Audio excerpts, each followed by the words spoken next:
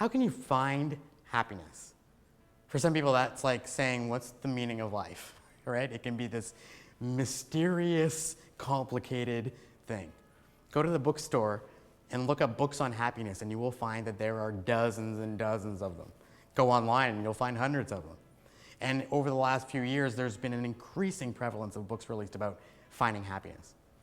And why is that? Is it because we're becoming less happy over the course of time?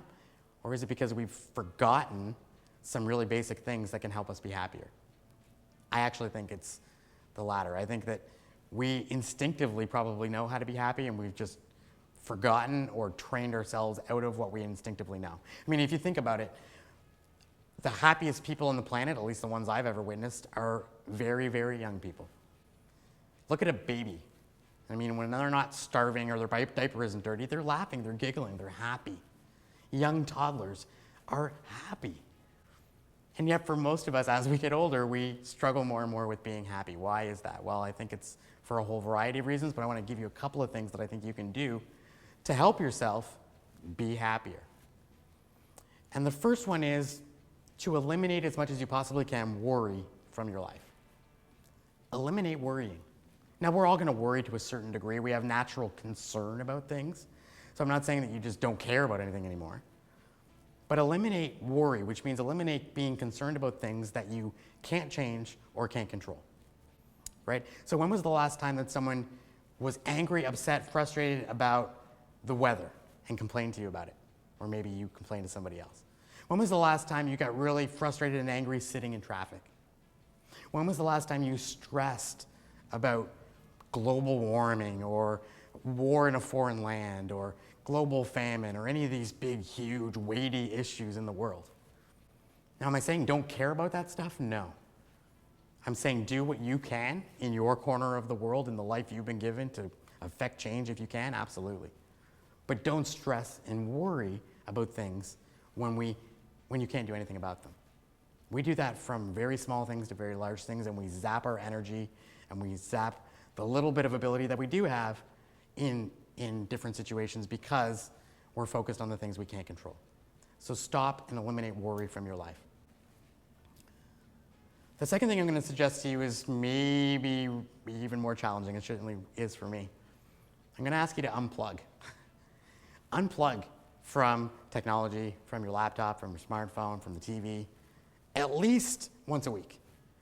Okay, at least once a week. Give yourself a break of a couple of hours where you're not inundating your brain and your spirit and your being with information. And I'm as guilty as anybody. And I have to be really disciplined about this. But I know that when I do it, when I practice this, I am happier. I'm more at peace. I'm calmer. We are inundated by information today. Just think about the fact that statistics are talking about the fact that there's more information written on the internet in a couple of days or a couple of months than there were in years, a decade ago or 2 decades ago. There's crazy statistics out there about the doubling of access to doubling of information over the course of a couple of years. There's just so many people posting so much stuff, videos and articles, etc. I'm doing it for you right now. And so it can be overwhelming. And so just unplugging and allowing yourself peace and quiet. Go for a walk. Go for, have a chat with somebody face to face in a quiet space where you just talk. And you'll notice yourself calmer, more peaceful, happier. Finally, and this is the most important one, and it's simple, be grateful. Practice intentional gratitude.